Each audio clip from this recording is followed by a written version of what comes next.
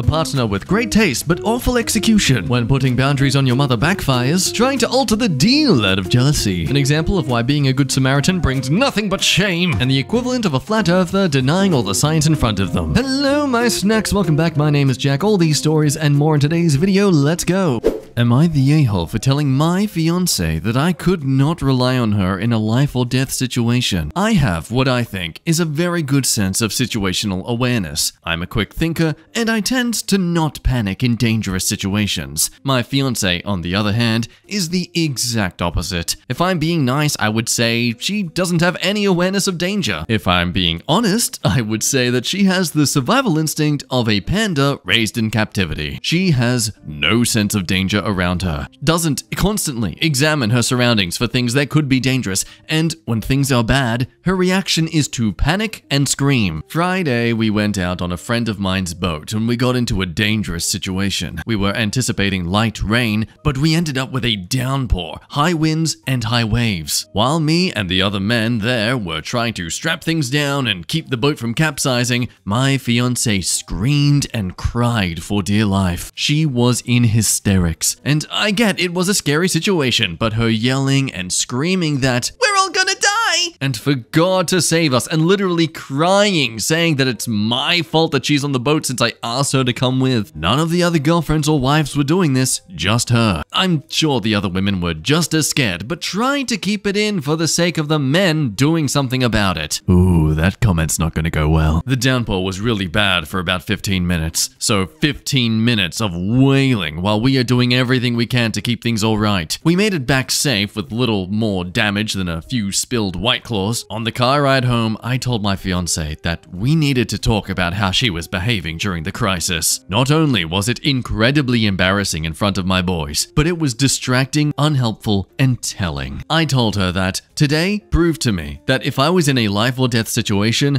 I could not rely on her to be any help or do anything except make things more stressful. I said she needed to learn how to not panic and be helpful. Well, she got unbelievably mad. She said she thought she was going to die and had a reason to freak out. I told her that all of us were scared, but none of us were as ridiculous as she was. We argued the entire ride home and she is still mad at me. But I think I was right to say this, especially since we plan on spending our lives together and raising a family, and I can't be the only level-headed one. So am I the a-hole? And to no surprise, there was this need of an edit. Oh my God, the women there did not help because they did not know how to help. The men there have been out together on the boat countless times before, so we are all experienced and know exactly what to do. It's so much more unsafe for them to be in our way attempting to help if they don't really know what they're doing. It's safer for everyone if they just hang on and keep calm until the issue is resolved. This has nothing to do with them being women. It has everything to do with them not knowing what to do. If another guy had been there and didn't know what to do, I'd tell him to sit tight and let those of us that know how to handle it. I mean, in everyone's defense, mate, not once in your story did you mention the women being anything useful to you and constantly point out how it was the men doing things right, not just your friends doing things right. Though it seems this edit did clear things up for him, as the top comment does believe, not the a-hole. She can feel and react however she pleases, but that doesn't change the facts. So you're correct, she was unhelpful and only made an already scary situation even more stressful. Look, it's indeed a very useful skill to have, to be able to think somewhat straight in a crisis situation, or at the very least have the sense to not make it worse for those who are trying to help. Yeah, and not screaming, "It is your fault I will die!" I mean, I do have to agree, it really does show that she's someone who will just blame everyone for everything going on around them. But interestingly, and something I would more lean towards myself, a lot of people do also support the idea of a yatar. What exactly was your aim with this discussion? Because it sounds to me like you wanted to put your fiancé in her place rather than talk about her traumatic experience and try to understand what happened with her so that you could help her manage her stress response better next time, which I can agree. It didn't sound like you were trying to really educate, inform, support her at all. It was more like you just wanted to use her to vent to about your frustrations towards her, that she hurt your feelings by making you feel ashamed and embarrassed. What he said has essentially made her feel like that she can't really rely on him anymore because it sounds like he's just gonna save himself before handing her a raft, you know? They go on to say, you're the a-hole to your fiancé and to yourself in the long run. I'm not even touching the misogynistic overtones in your post. Other commenters will cover that better. But brace yourself to get absolutely absolutely clobbered by Am I the A-hole on this one. But it's kind of funny to see that that actually is not the top comment, so there you go. You were wrong! Misogyny wins! Hooray!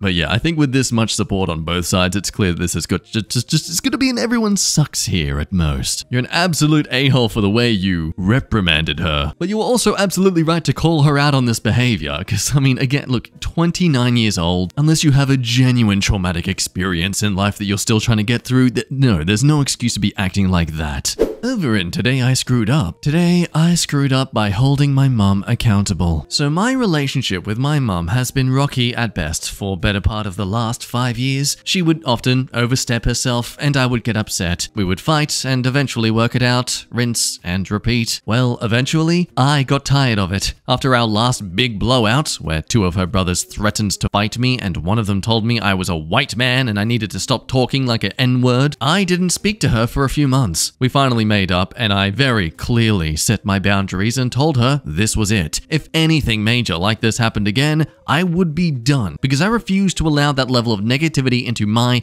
and my son's life any longer. So fast forward to this year, I was going through a rough patch with my depression. I had called her to check on her, but also to vent a little, just release some of the pressure I was feeling. We somehow got on the topic of what would happen if myself and my wife were to pass. I had informed her we had good parents appointed in the will for him. They're not called godparents in the will, they're called appointed guardians. That's important later. Well, this information sent her into a rage. And the next thing I know, she's screaming at me, saying I'm ungrateful and couldn't believe I would do this. Told me I was stupid if I thought the state would honor a legally binding last will and testament. I ended the call when she called me a son of a bitch. Well, that's an ironic insult to give your own son, isn't it, madam? I can't contact for a while until last week when I sent a long, detailed message that essentially let her know I was done with her, and she would no longer be afforded the opportunity to see or speak with my son and soon-to-be-born daughter. I let her know I would be blocking her and ceasing contact and attempting to move on with my life. I told her that was ridiculous to act the way she was over something so hypothetical, especially given the fact that I have forgiven her for everything dating back to my childhood. I was cordial and polite with the text as to not poke the bear. But about 15 minutes later, she called my wife and left a voicemail since my wife didn't answer because I had given her an opportunity to sleep in. The voicemail was just her saying, and I quote, "Get ready, it's what you'd expect. I'm suing you sons of bitches for grandparents' rights. Don't freaking contact me until then." That's right. It's the thing that doesn't exist. At this point, I'm not sure what to expect anymore. More people we speak to tell us she doesn't have a case because there isn't an established relationship with our son since she hasn't seen him in over a year. I'm just saddened by the fact that she cares more about trying to take my son rather than fix her relationship with me, her own son. Though it's something we can laugh at in the sidelines over a pathetic grandparent at this point trying to think they have any sort of rights like this, it is true as this comment says that this is something that should be taken rather seriously regardless. Finalizing by suggesting that depending on how old your son is, you should probably let them be aware of this all just so they don't feel like they get the wrong idea. But Opie says, oh, he's only like 2.5 years old, so he doesn't truly understand. Well, have you tried using pictures and hand puppets to relay the legalities? Please update us. It's very important the child knows the understanding of court proceedings. Back to buttholes. Am I the a-hole for telling my wife she cannot use my kids to fulfill her wish? I'm a 40-year-old male, married to Claire, 39 female. I have 2 children with my late wife who are 15 and 16. Claire has a grown son in his 20s. My late wife was Maggie, and I still love her and always will. She passed when our kids were 2 and 3 years old. We had talked about the possibility of it happening because she had a job where she put herself at risk to help others. She is still very much part of our story. When I was ready to date again, I went into it with some basic points that needed to be okay with a potential partner. Those were, I was not looking for a mother for my children. They have a mother and did not want a relationship where they called someone else mom. Yes, we talked about it. Maggie would always be part of the picture and any partner of mine had to be okay with that. Maggie would not be forgotten or erased just because I was ready to date. I also did not want to have more children. When Claire and I met, she told me all of that was good with her because she had a grown son and did not want to start over, and she respected that I still loved my late wife. She and my kids got along, so I felt good. good about our relationship. That's a great setup. Now let's see all of that shatter apart in the next paragraph. Things were good until last year when my youngest told me Claire had been making them uncomfortable around Mother's Day and that she had requested that my child suggest a change of plans and we do something for her that Mother's Day. Claire was always with her son while the kids and I would visit Maggie's grave, go out for lunch at the diner Maggie and I took them to while she was alive, and we'd chill afterward. Claire wanted us to drop that and never said a thing to me. I brought it up to her and she told me that she felt it was time the kids and I joined her and her son for Mother's Day and embraced the person who is here. I told her she was celebrating with her son while my kids and I were remembering and honoring their mom. She was very closed off and I told her that we needed to speak to a therapist because I could see there was something going on. So it's taken this long, but from February she has been opening up and saying how she does want my kids to view her as a mother and how she isn't okay with how things are with them seeing her as family but not a parent,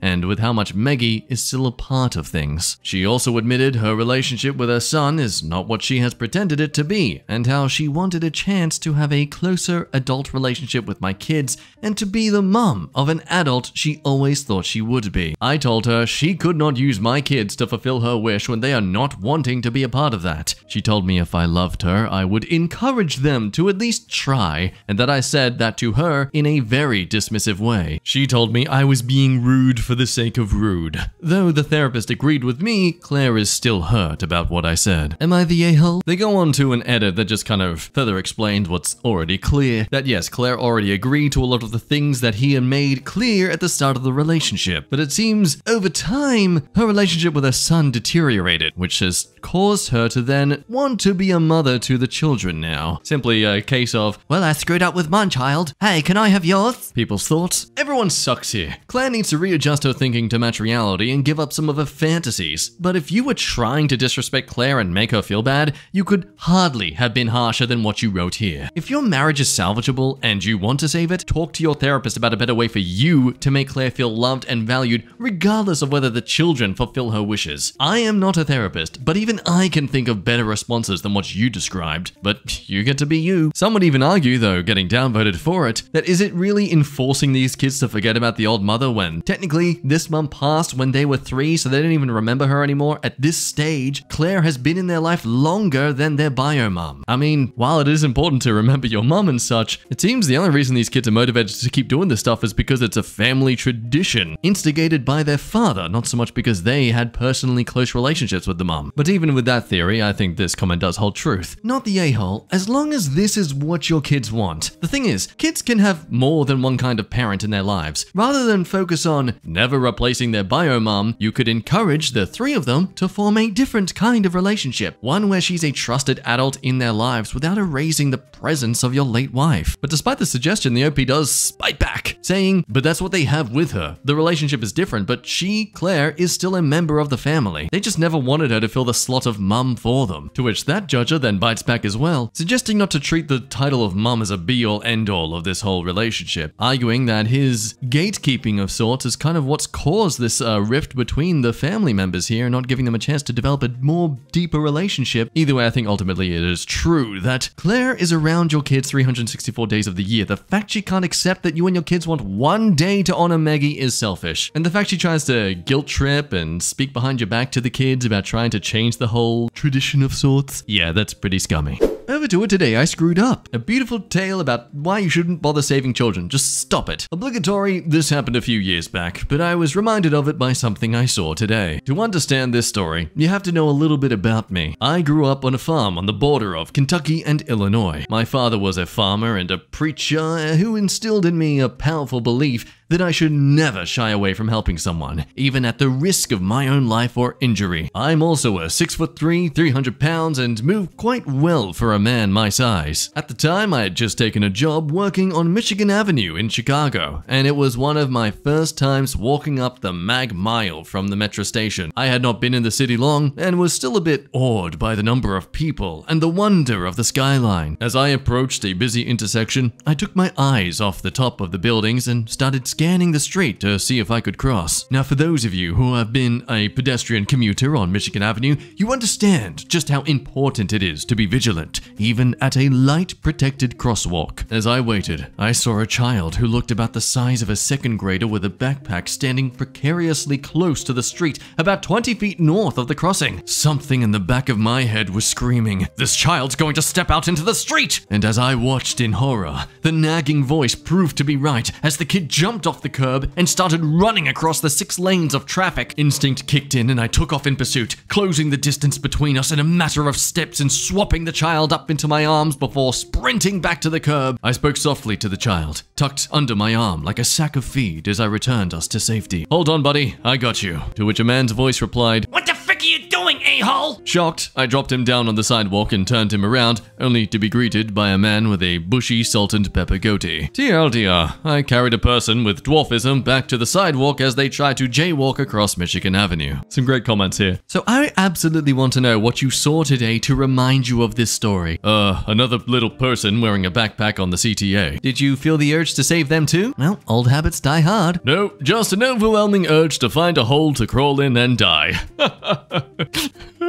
Ah, well, that Good Samaritan attempt fell short. Badunts. And now for a relationship advice story that makes you enraged at everyone but the OP. My female partner's best male friend takes every possible chance to bully me in front of my significant other. Today, he pulled me aside and said I am not good enough for my significant other, and the thought of us together disgusts him. Me and my significant other have been dating since before COVID started. We started dating a few weeks before pandemic stuff happened over 3 years now. We have been super happy together and got a place together at the start of the year. She has a friend, let's call him John. They have been best friends forever since they were kids. He is very openly gay and is married to his husband. I met John once before the pandemic. He and his husband joined us on our second date. It was only recently that he was actually around and tried to do stuff with us and his husband. Honestly, I never liked John. He has always been someone who demands everyone pays attention to him. If you have an interesting story, he will constantly try to interrupt you and try to tell his own thing that always is much cooler. If he cannot one-up you, he will immediately try to change the topic, or someone calls him out on his bullshit. He has always been somewhat hostile to me, to the point where I never really liked it. The last few months, he has pretty much just straight up started bullying me, criticizing everything from my clothes to my appearance to even things I like. The last week, it got super bad when both me and my significant other mentioned we were going on vacation to Japan for a month, something we both wanted to do. John was apparently really hurt by it. Apparently him and my significant other talked about that for years, but never did it due to COVID. I tried to be nice and suggested him and his partner come with us, and he told me he wouldn't ever want to go anywhere and be seen with a loser like me. Okay. Tonight was one of our mutual friends' birthdays, and John showed up after being invited by my significant other. At one point in the night, he pulled me aside when I went to the bathroom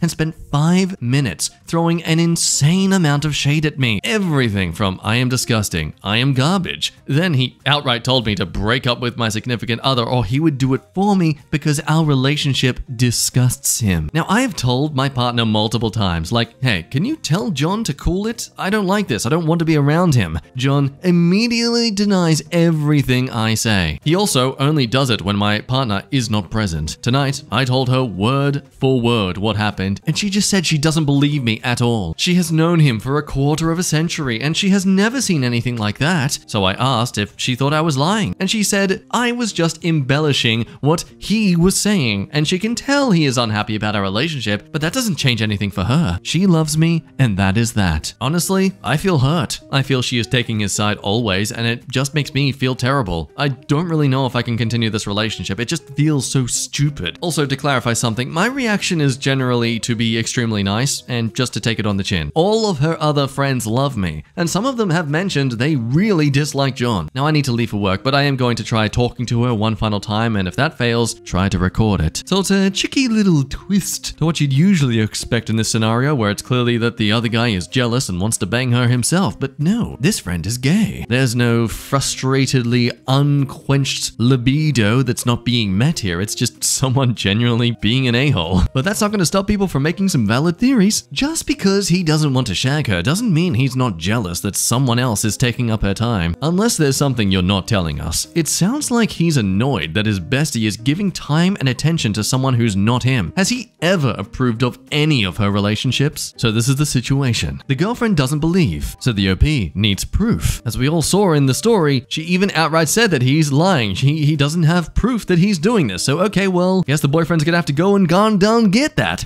Bringing us to the update the next day, and things somehow do not go well. I tried to talk to my partner. I sat down with her and tried to have a serious conversation with her. I got him to stupidly rant about how much he thinks I am garbage over WhatsApp. He is apparently not racist, but his reasoning is, and get ready for this wall of projected insecurity, I am nowhere near attractive enough apparently for her. I am batting way above my league, and the only reason she is with me is pity. My career as software developer contributes absolutely nothing to mankind. It gives me a better than everyone attitude. I am painfully boring, and just being around him makes him want to assault me physically. My voice is unbearably grating on him. I made a few comments explaining how petty that sounds, and he lost it over WhatsApp. I even got some of her own friends to comment and say they don't like to be around John. One of her friends ranted to me about John saying he tried to make her destination wedding about him and his husband. So today I sat down with her, explained how I felt, and showed her the conversation and the comments. I went with the angle of, I don't want you to cut your best friend out of your life, I just don't want to be around this person at all, thinking it would be diplomatic. But she took it very poorly and accused me of being manipulative and egging him on in the conversation. All I said was, what is your problem with me? She said I am being extremely manipulative and I am doing what her ex tried to do by controlling who she can be friends with. She told me she didn't want to be around me and needs space and has decided to go stay with some family while she sorts out her feelings. This evening she messaged me and said our relationship is over and she will collect her stuff when she calms down. She doesn't want to discuss it as her decision is final. I am in shock right now. On top of that, it seems like she cut ties with a bunch of her friends who supported me. I don't understand her reaction at all and I just feel devastated. Part of me just wishes I kept my mouth shut, but I just cannot take being bullied and it being ignored by someone who is supposed to love me. I feel lost and hurt, I guess. Sorry, but thank you all for the nice comments. Yeah, that's right. This lady took the flat earthers route of being exposed to a bunch of evidence and just saying, no, that can't be true because then I'm wrong and that doesn't work for my ego. What is worth though, everyone does believe that this was probably better off. If this is how she reacts to an overwhelming amount of people basically doing a digital version of an intervention, then yeah, she's not worth your time. She clearly does not respect you over her disrespectful friend.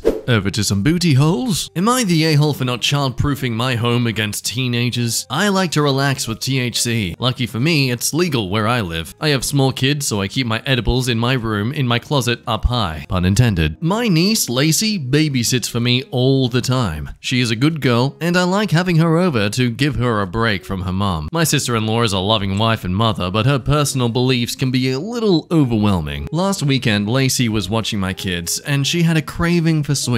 My kids told her where I keep my stash of candy that I don't like to share. Well, the poor dummy went and took some of my sour gummy edibles as well as some of my regular candy that I don't share with my stinking kids. When I got home, the kids were asleep and Lacey was on the couch staring at her phone and trying to use it as a TV remote. I called my brother and told him I would be late, so Lacey would be spending the night. It isn't a problem with us and it isn't an uncommon situation. In the morning, I had a talk with her about THC and how it wasn't the best idea to use it a lot when you were young. She asked a lot of questions and apologized for taking my candy without permission. Like I said, she is a good kid, and her mum has drilled some weird beliefs into her, but she told her mum what happened. Her mum lost it on me. Now I'm a drug addict and I should be in jail, that I need to childproof my home if I'm going to have narcotics in my home. She is now banning Lacey from babysitting for me. So am I the a-hole? So what's interesting to me is that quite a lot of people, the top comments, 16,000 upvotes, say not the a-hole. Yet what has been decided as? They're the a-hole, which just leaves a big mystery open wide for me here. Like, why? What is the justification here exactly? Well, some believe it's where the fact their own kids know where this